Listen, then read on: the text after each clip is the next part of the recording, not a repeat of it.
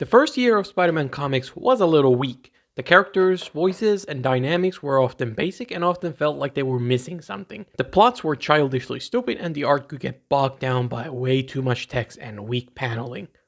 Year 2, though, fixes so much of that, and it feels like this is where Stan Lee and Steve Ditko really found their footing and figured out this character and this entire book. Issue 10 starts the mystery of Betty Brant. She's connected to some criminals, but it doesn't answer why. And that's the mystery that drives issue 11, which deals with the return of Doc Ock. And it's a really fantastic issue. It's the best issue so far, easily. The issue has personal stakes because Betty is part of all of this. And her reasoning for being wrapped up with criminals is because her brother is wrapped up with criminals. Doc Ock is an excellent villain here. Watching him pimp smack fools who dare to talk back to him, it just doesn't get old. It's really fun. He even begins to wear a purple suit. Like, Steve Ditko knew absolutely what's going on. It's amazing. Ditko's action in general has gotten better. The action scenes have more spectacle to them. You know, like during this issue, Spider-Man twists his ankle like a moron, and he has to fight a bunch of goons while his ankle is twisted. So his solution to that is he shoots a web on a ceiling, and he kind of dangles from it, using it to dodge and attack the henchmen of Doc Ock. During all this commotion, Betty's brother gets shot and dies, straight up dies, which leads to Betty blaming Spider-Man, and she yells at him and hits him. And, you know, like during this moment, Spider-Man has no time to worry about it because he has to begin chasing the shooter. And Spider-Man is so furious over this murder, he becomes oblivious to the pain of his ankle. It's fantastic. The storytelling, it's a great moment. This is a fantastic chase. After this, he has to chase down Doc Ock, and this chase lasts for like 5 whole pages. And it then climaxes on a speeding boat with a one-on-one fight between Spider-Man and Doc Ock, and the police begin to circle them, and the whole thing, it's really climactic. It's really long, it's building up, and at the end, the whole thing comes crashing down as the boat crashes, sending both Doc Ock and Spider-Man flying. Doc escapes, and Spider-Man, his job is done, I guess. It's an amazingly long and exciting action scene that just keeps wrapping up the intensity. The broken ankle adds a level of tension to the thing because he's now a little weakened, so he's more vulnerable. And then it's just keeps climaxing. Begins with fighting these no-name grunts.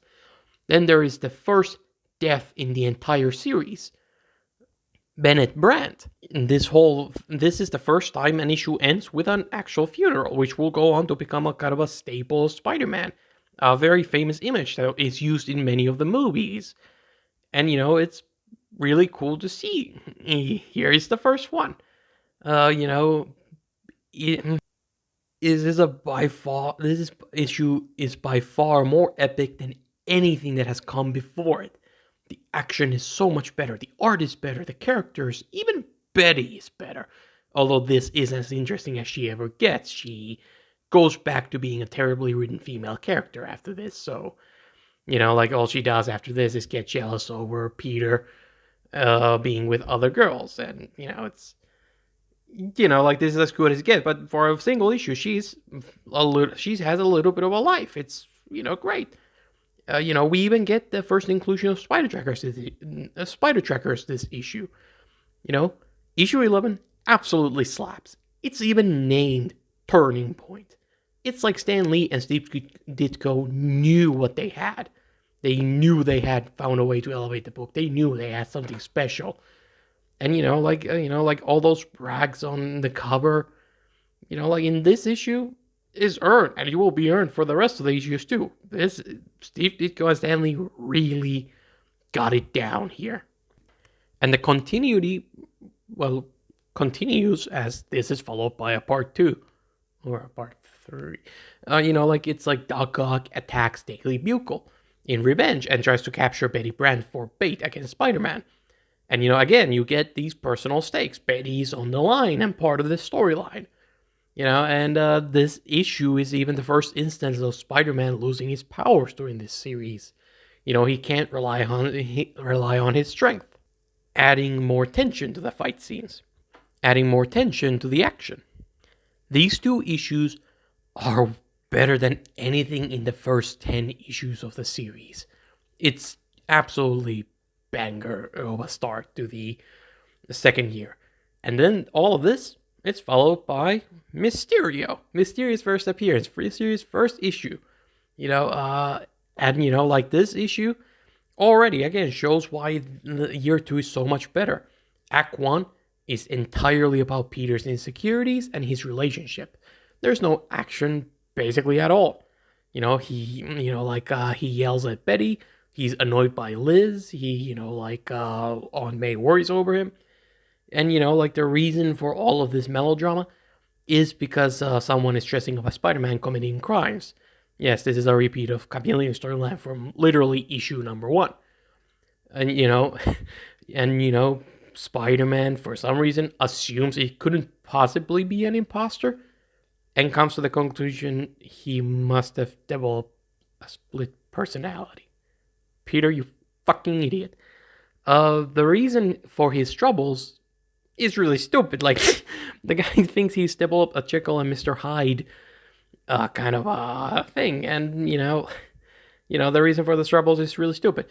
And it almost ruins the issue, but the drama that comes from this, the character moments and those that insecurity, I think is far more compelling than the stuff we got last year. And as stupid as this is, it's couldn't possibly, because he thinks he couldn't possibly be an imposter. It's still not as dumb as last year, so I'll mark it up as a win. I think it's a positive. It's a great plot line compared to what came before. One of the things the first year of Spider-Man did is treated Flash as a bully, and he was kind of a one-dimensional one. He was just mean. The relationship felt really one-sided. He just kind of called Peter names, and that was it. And while Peter would sometimes throw things back at Flash, and they did fight once or twice, and almost fought another time, it felt very one-sided. It felt very mean. Like Flash was played up as a bully. But this year, their relationship feels more alive. There's more of a back and forth. Flash mocks Peter, as he always does, but here, Peter has far more jabs that he sends back at Flash. And you could see a little bit of this develop towards the end of year 1, but here it's much more even as a whole. There's more of a almost sitcom dynamic to it, I would argue. It's a constant, Flash says something mean to Peter, Peter says something mean back. It's more familiar. Peter has much more confidence this year. Is much better at standing his ground. Character development is starting to sitting in. And he's not, honestly, he's a less angry this year too. He's less of a dick. There are moments where he, has some pretty extreme thoughts, but it is getting played down. They're getting Peter Parker's voice down much more, and he's much more likable this time around. And there are even issues where everybody hates Spider-Man multiple times in this group of issues, and Flash is the only one defending Spider-Man. And it kind of makes you feel a little more conflicted about him. You kind of sometimes like him. He really stands his ground with Spider-Man. He really believes in his hero. And what makes it even more kind of a comedic thing. And again, you can see a little bit of that in issue 8 starting to develop, but it really comes far more fleshed out here, and far more common too. Feels like he's framed less mean to me. There's this moment in a later issue, and it's kind of awful. But to me, it's kind of funny to see him bully a kid like this, it's I don't know, maybe I'm awful. I don't know, you tell me. But here's my favorite part of the issue, though. It's at the end. Here's a little bit from the letter pages, talking about the next issue. This is written by Stan Lee. We're just starting to write and draw it now, so we can't guarantee that it's great. Okay, makes sense, right? That's a fine, that's a fine thing to write. Great to see Stanley not be like hyperbolic about it. And here's the start of the next issue. And here's the result. Another mighty Marvel masterpiece. Only the merry Marvel madmen could have dreamt him up. It's I admit, I chuckled. One of the my best parts of these early Marvel comics is seeing Stan Lee's narration. He's constantly hyping up these characters and stories as the greatest thing ever, and it's hilarious to read. It kind of works too, because it's like after reading Stan claim this is another mighty Marvel masterpiece, I kind of get me curious and hyped for the issue. I was kind of excited to read it. It actually worked on me. Up until this point, Goblin is a unique villain. When he's introduced, his identity is a mystery. Compare that to something like the Big Man, Mysterio. This is the first time they just don't tell you, and the storyline is left unfinished. While other villains do their things, and then Spider-Man goes in and stops them, Green Goblin's plan is to specifically go after Spider-Man. He wants to straight up murder Spider-Man. It's cold-blooded murder. There is no humiliation or trick here. It's just good old-fashioned murder. And Green Goblin's plan is to ambush Spider-Man in middle of nowhere, so Spider-Man can't swing away and use buildings or something to his advantage. And then when he's in the middle of a desert, Green Goblin will overpower Spider-Man with numbers with the help of the Enforcers. He's such a big shot that he's telling other previous villains what to do. He doesn't work with them, they work for him. Goblin is introduced as more lethal, he's introduced as smarter, and he's clearly set up to be a bigger villain than any of the previous villains. And he really makes a splash, he really makes an impact. His design has mostly stuck to this day. He looks pretty much as how the Goblin looks like. The main difference is that he, in this first issue, flies a broomstick instead of a full-on glider. And he doesn't use pumpkin bombs. And he isn't quite as over-the-top cruel as he goes on to be in the future. He's a little bit more humble in his own way. His plan is a simple ambush compared to modern-day plots where he's trying to take over the entire world. And, he's not trying to destroy Spider-Man's life, he's just trying to kill him. And I gotta say, I love this issue. The action is really good. There's tension to the action as Spider-Man gets clearly overwhelmed and gets exhausted. So he has to run away. He has to hide from the bad guys. And at some point, Hulk comes into play in this issue, and it's a really fun curveball. It's really throws Spider-Man for a loop, and it makes it all feel very unpredictable. And, Green Goblin could have won this fight if it wasn't for the Hulk. Spider-Man ultimately has to hide and wait it out. He is unable to defeat the Goblin. Spider-Man is the one who hides, so I count it as a defeat. And it's like, it sets out Green Goblin as particularly dangerous. Goblin really makes a splash in his first appearance, and it's immediately obvious why he became a fan favorite. It's a fantastic issue. Next issue, bangers keep on coming. The next one is Kraven the Hunter, the iconic character from the movie Kraven the Hunter. He is smart and has a unique gimmick to push Spider-Man. Like Goblin would ambush Spider-Man with numbers and try to use brute force to take down Spider-Man. Well, Kraven is a little bit different. He uses potions and traps and gadgets to disable Spider-Man's defenses, to take away his ability to fight back. He uses a potion to make Spider-Man dizzy. He uses a special punch to make Spider-Man's hand go numb so he can't use it.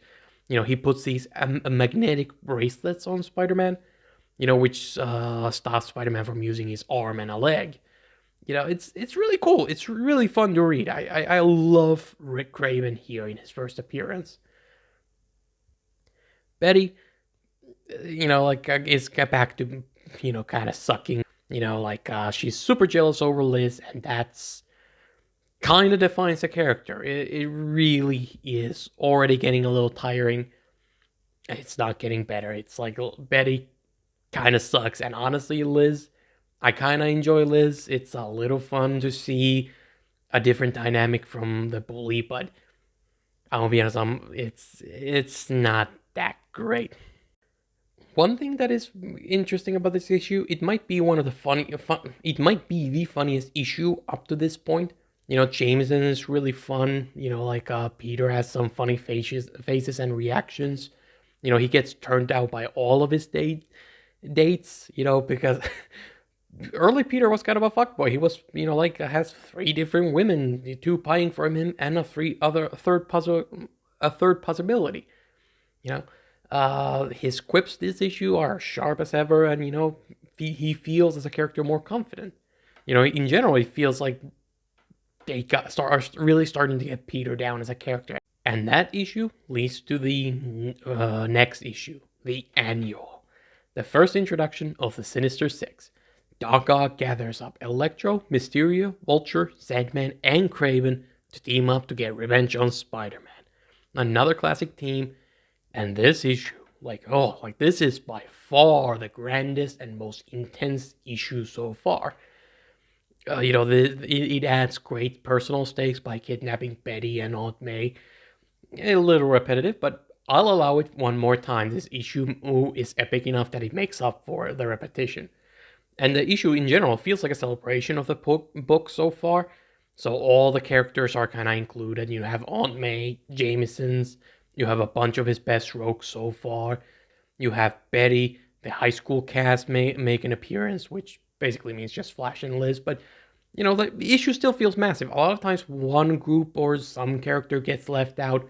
Here, they're all here, baby. And it really feels like a big deal. This is the first appearance of Peter's guilt. This is the first issue since his origins where Peter actually talks about Uncle Ben. He talks about how he feels guilty over his origin and it's all that stuff. And it's like might be a little tiring to a modern audience, but this is the first time it actually happens in these early issues. So it's actually, I don't know, kind of hits. It kind of slaps. It's a great character moment where he talks about how he kind of resents his spider powers a little bit, and he carries that he can never truly forgive himself, not completely. And he ends up losing his powers over it. And it's like he did it before, but last time it was because of the flu. This time it happens because of character reasons. And this seems to be the specific story Sam Raimi adapted in Spider-Man 2. Peter hates his powers. He has that guilt and that kind of self-resentment. So the powers go away. And it forces him to decide once and for all if he's willing to commit to being Spider-Man. It's the arc from Sam Raimi's Spider-Man 2. And, seeing young Peter at the start of his career face these insecurities, it's really compelling. It's like if you just jump into this issue and nothing else, maybe it doesn't hit the same, but building up to this through all these issues, this is really good. And while this book can be quite melodramatic, Peter is constantly being a little emo about being Spider-Man. He's constantly wondering if it's worth it, if he can put it all together. He's always complaining about something. He has this, honestly, at this point, there's this go-to image where he's just walking, being kind of a teenager and emo about everything. And it could be a little much, but the issue has great comedy to balance it out. Look at this moment. When he loses powers, him sneaking back through a window. It's kind of funny. Here's a Fantastic Four. They come up. Yeah, this issue has great comedy to balance it out. Here's the moment where he loses his powers, and Fantastic Four just fly by, and they look at him and it's like, oh, why is he on a flagpole? I don't know. Probably wants to be there. They just leave him there. They don't go and check what's going on. And it's, I don't know, got a chuckle out of me. And then here's him sneaking back through a window, and it's a little funny looking. It's funny. And it, when he gets home, here's Aunt May being, absolutely sweet. That relationship and, those comedic bits are what make this all work. Without all the light here, this could all be a little too much angst. But to me, it works. It works. And, one thing that is worth noting about it is that it only lasts a few pages. Aunt May gets kidnapped after this, and, we see Peter, hear about it, and it's he immediately springs into action without his powers. He's ready to go down. It doesn't matter. Powers or not, he's going. He makes his choice and jumps into action. And, when he gets to the action, he gets his powers back, because he had, strong focus on what he wants.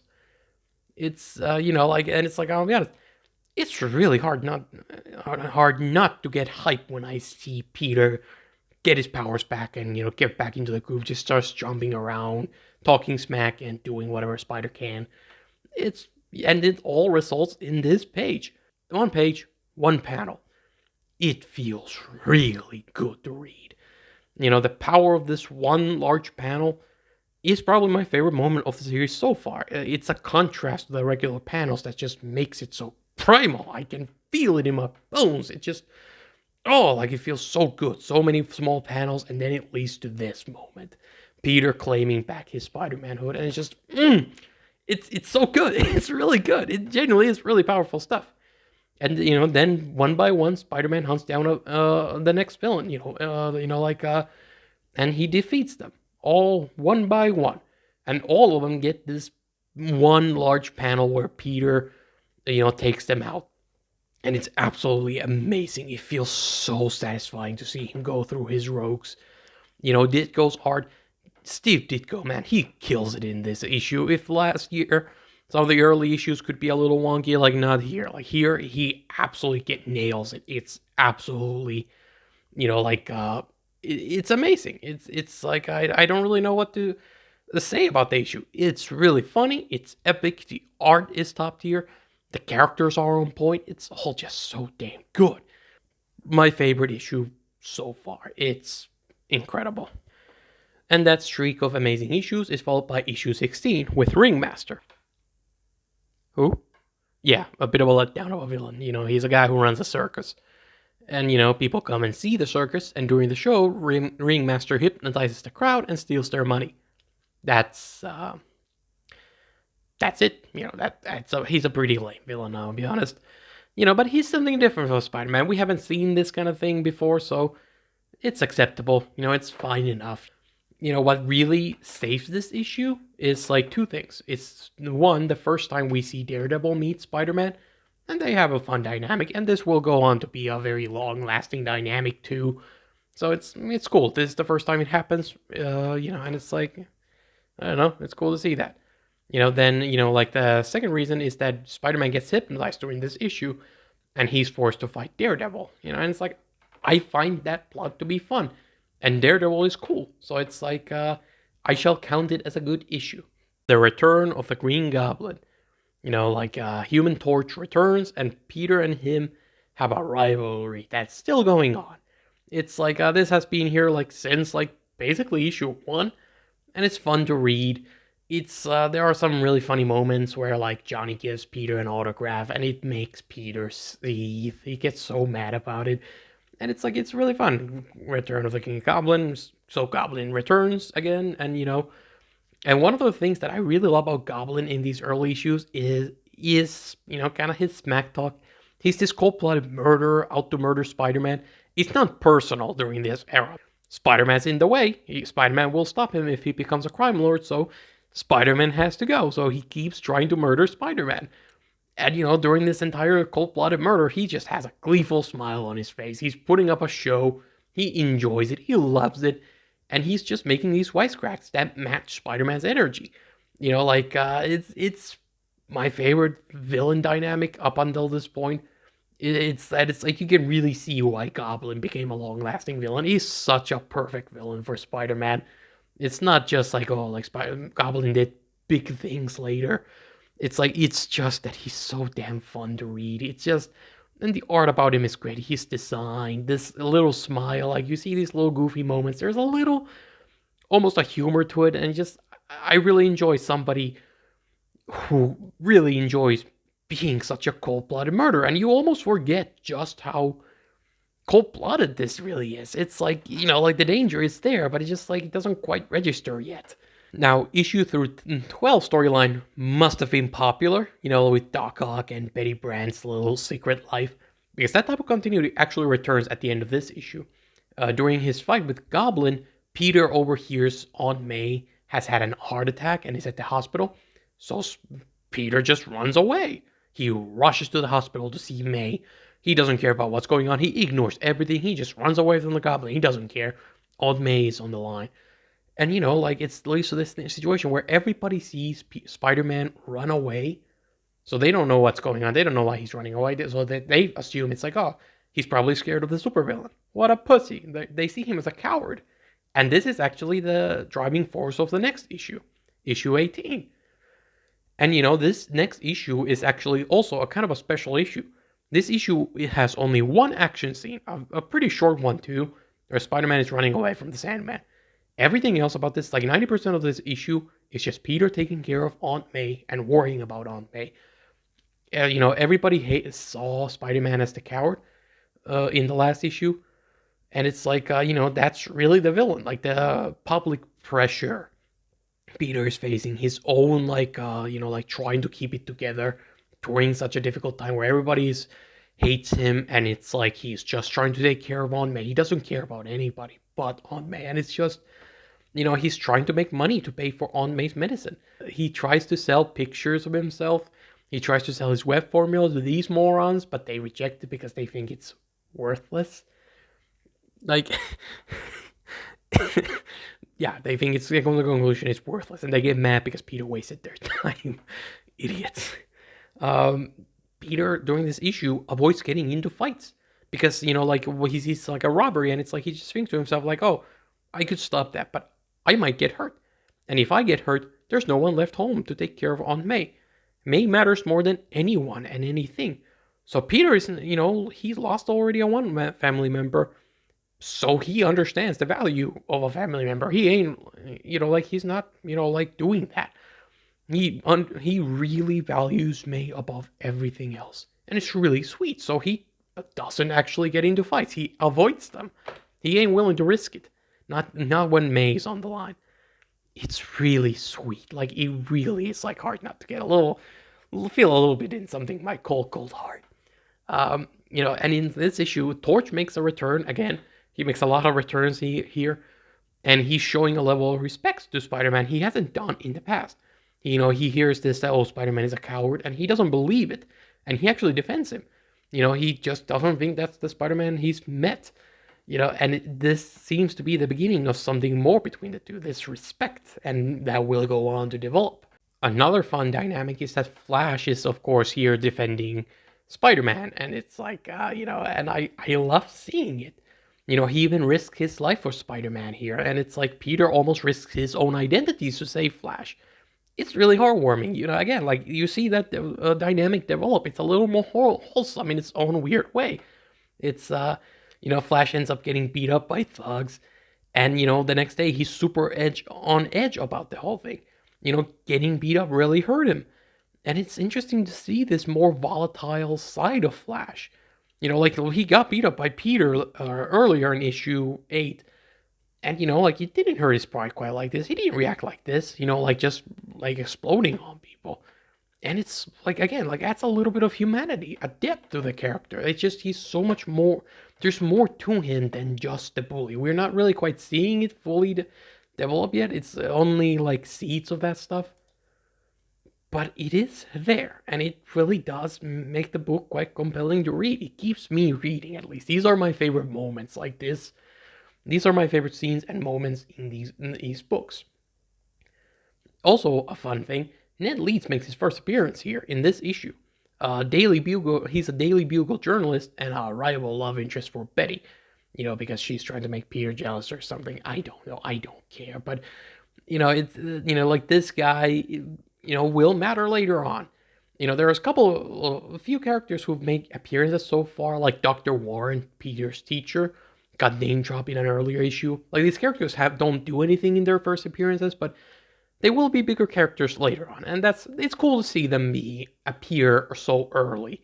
And it's worth noting about Ned Leeds, this character has nothing to do with the guy from the MCU. Peter's best friend in the MCU is Ned Leeds. These characters share a name and nothing else. The MCU Ned Leeds is based on Ganke.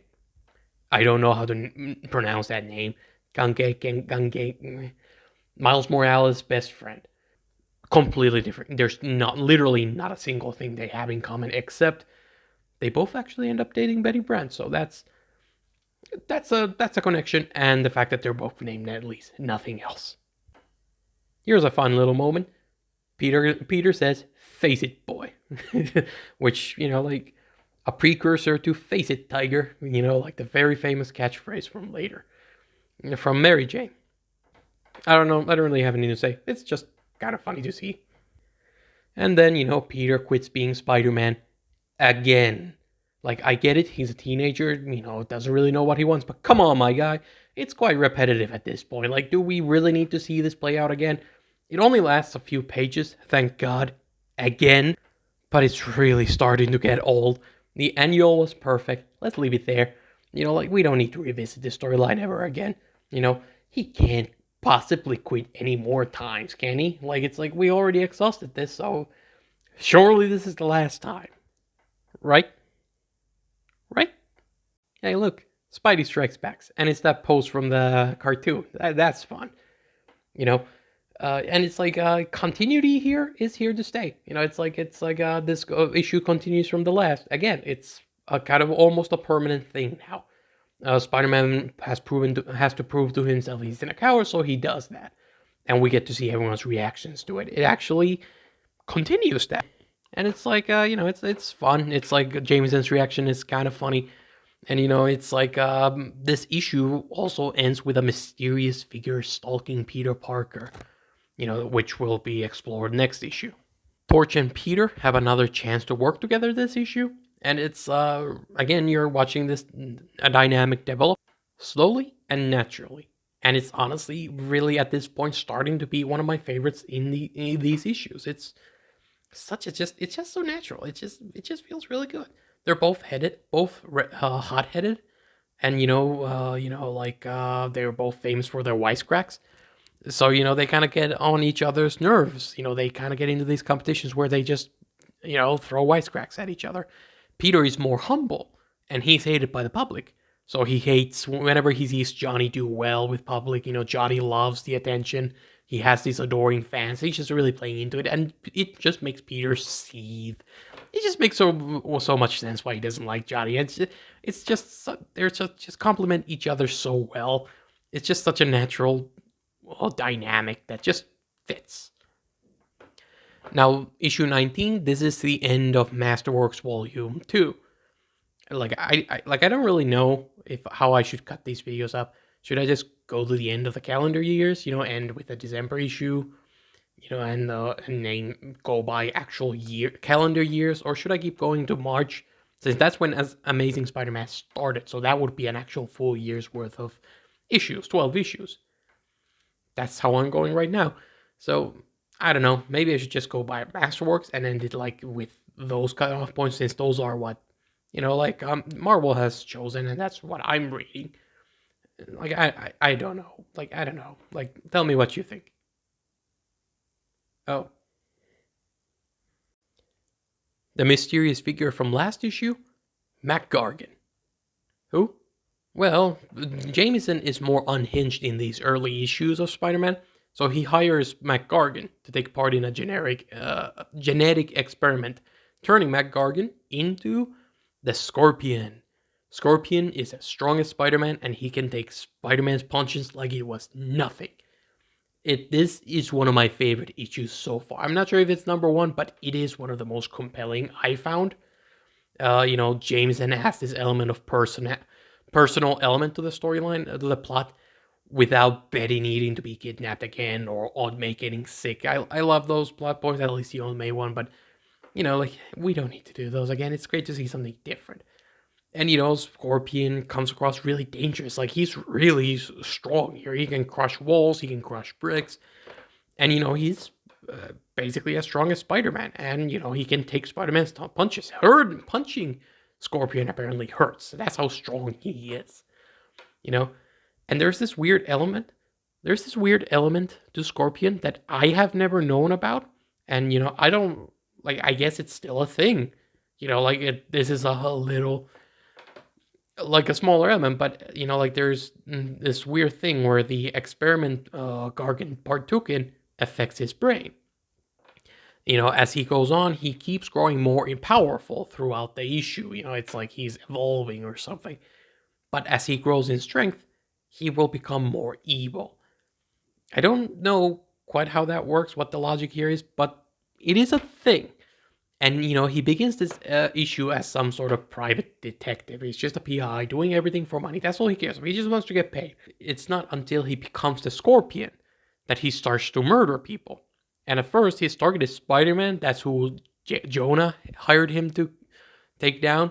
But as the story goes on and, Scorpion turns more villainous, he's evil, nature starts to take over, he begins to target J. Jonah Jameson because, Jameson knows who Scorpion really is, knows his secret identity. So he just figures, like, I'm going to take down on Jameson just to be sure. Like this issue climaxes with Peter trying to save Jameson. And, he manages to do that by, webbing Gargan's feet. And then he beats him up. He's faster, so Gargan can't land hits, and he can't move, so he's able to kind of take him down with great effort. And it's kind of messed up, but, Gargan is not cured this issue. He's just arrested.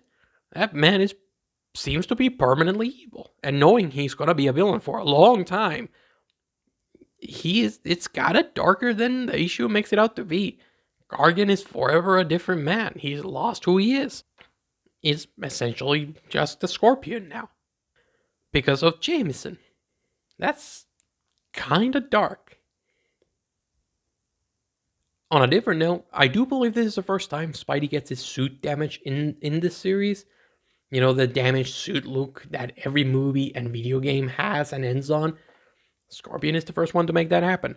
Just so you know, beware the power of the Scorpion Smash. And this issue ends on an iconic image of Peter sewing his suit back together. First time it happens. That's cool.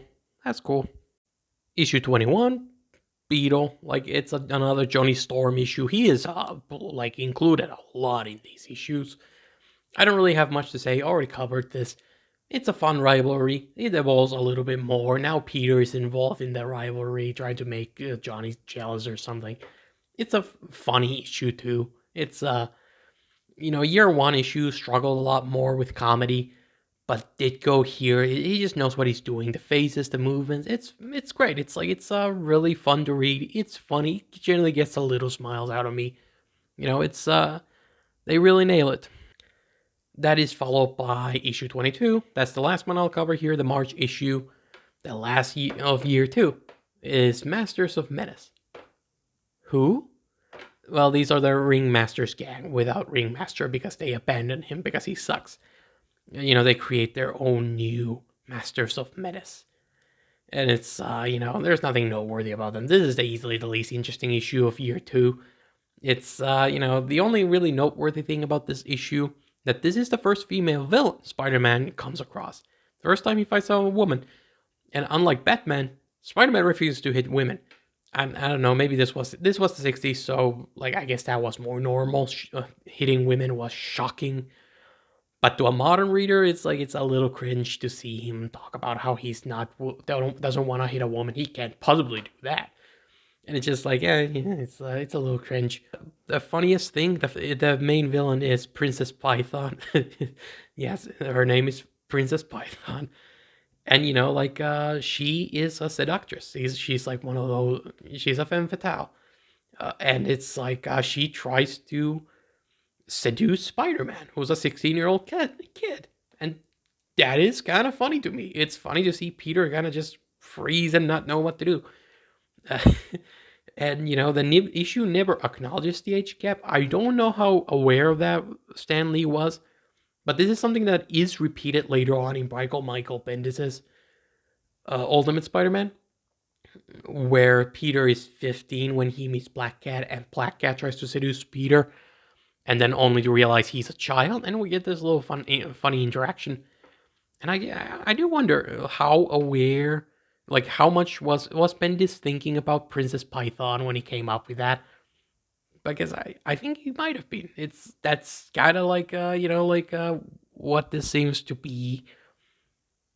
I could see it being born from here. It's a fun little moment. Overall, seeing the quality climb while reading these issues, starting from literally Origin in issue number 1, getting here, it's hard not to get excited for this. It's like, if you read like Kraven's Last Hunt, or these are the first comic issues you've ever read, you watch a movie and we're like, oh, I want to check out Spider-Man. Maybe these issues won't hit so hard for you, but for me, I've read Silver Age comics before. I'm not shocked by that style. It doesn't faze me. I'm relatively used to it. And reading all these issues in order, it really makes me appreciate how good these issues have gotten. Can you do some of these plotlines and storylines better? Like, yes, the first 2 Spider-Man films are kind of mostly covered, at least to a degree. A lot of the inspirations already happened. And Raimi's take is infinitely better. His origin story is far more fleshed out. There's more personal moments. There's more character moments there to really make you feel the punch of that origin. It's nothing but improvements as far as I'm concerned. It's Raimi's origin. It's the perfect Spider-Man origin story. Green Goblin is multiple levels above what you see here. Doc Ock, it's like actually gets changed quite a bit, but it's still like there are more like real people in those, and there's a little bit more to them. I enjoy them here, but of course, Raimi does them, I think, better. His cast is better. That he has the best version of Aunt May. His Jameson is literally the version that influenced every other take. You see a little bit more of humor the way Jameson is played in these issues now, but he's still more villainous. He's still creating supervillains to take down Spider-Man. And it takes a little bit of the humor out of it because he has too much edge, I think, to the character. He's too unhinged. Raimi perfects it because it makes him unhinged, but he's relatively harmless in those versions, and it's just far better. Even the school cast with Mary Jane and Harry, I think, is far better than Flash and Liz. Liz is just Stanley's female characters kind of suck, honestly, and it's like Liz is just a victim of that. Flash is not fully developed yet, so he's fun, but it's not quite there yet to compete with someone like Harry from Raimi. It's like, what do you know? That version with 40 years of hindsight is better. But if you can get past that, if you don't get lost in that, because it is quite an unfair comparison, these early issues are still really good. And while the first year of Spider-Man comics doesn't hold up as well, by this point, these issues get really good. Issue 11 onwards, I think it's just absolutely worth checking out if you're a Spider-Man fan. This is not Spider-Man at his best, but this is most definitely good Spider-Man.